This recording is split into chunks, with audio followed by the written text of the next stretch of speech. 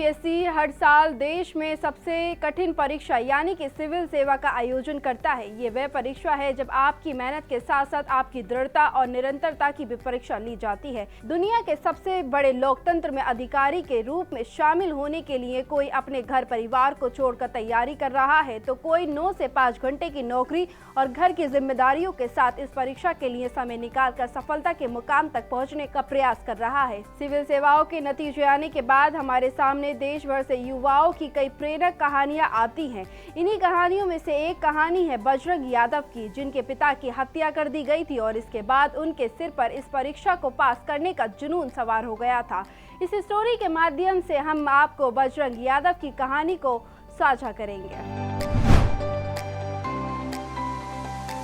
UPSC exam में कामयाबी पाने का सफर बजरंग यादव के लिए बिल्कुल भी आसान नहीं था, लेकिन उनके पिता की मौत के बाद उन्होंने ये ठाना कि उन्हें यूपीएससी एग्जाम पास करके आईएएस अधिकारी बनना है। बजरंग के पिता राजेश यादव पेशे से किसान थे और वह गांव में खेती किसानी के साथ साथ गरीब और असहाय लोगों की काफी मदद किया करते थे, लेकिन कुछ दबंग लोगों को उनके पिता का ये काम रास नहीं आया और साल 2020 में साजिश करके उनके पिता की हत्या कर दी गई। इस घटना के बाद बजरंग यादव को झकझोर कर रख दिया था, जिसके बाद उन्होंने आईएएस बनने की ठानी। उनकी मेहनत रंग लाई और यूपीएससी एग्जाम में पूरे देश में उन्होंने 454 रैंक हासिल की।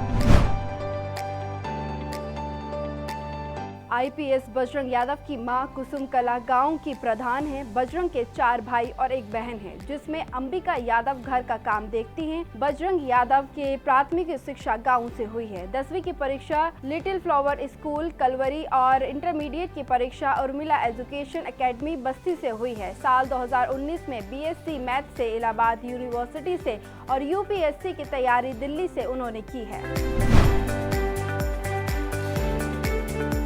गरीबों की सेवा करना ही बजरंग यादव का लक्ष्य है। बजरंग का कहना है कि मेरे पिता के साथ जो घटना हुई उसमें मैंने ये पाया कि एक बड़ा अधिकारी ही गरीब लोगों की मदद कर सकता है। एक मसले को हल करने के लिए हर कोई आईएएस अधिकारी तो नहीं बन सकता, लेकिन एक व्यक्ति आईएएस अधिकारी बनकर कई मसलों को हल कर सकता है। बजरंग प्रसाद दृष्टि आईएएस के संस्थापक डॉक्टर विकास दिव्यकृति के छात्र हैं। पिता की हत्या के बाद बजरंग पूरी तरह से टूट चुके थे, जिनके बाद उनके सिर पर सिविल सेवाओं को पास करने का जुनून सवार हो गया था। इसके लिए वे दिन रात पढ़ने लगे थे।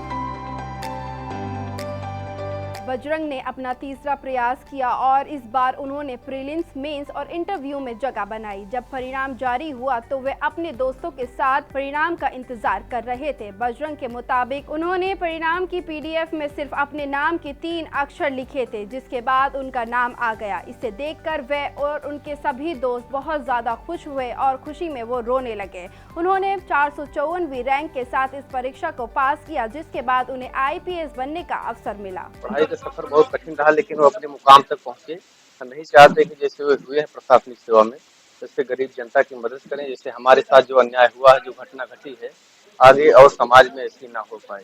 जैसे पिताजी की हमारी हत्या हुई थी 2 साल पहले जमीनी विवाद में, बेवजह भूमाफिया लोग कब्जा किए थे, हमें अपनी जमीन निकलवाने में जान गंवाना पड़ा उनका।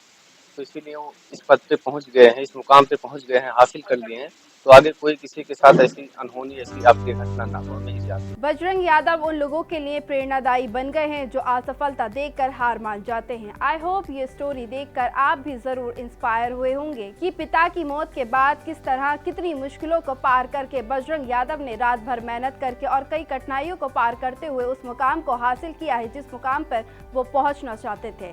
इसी के साथ मैं आपसे लेती हूँ विदा। तब तक देखते रहिए अतिया फाउंडेशन।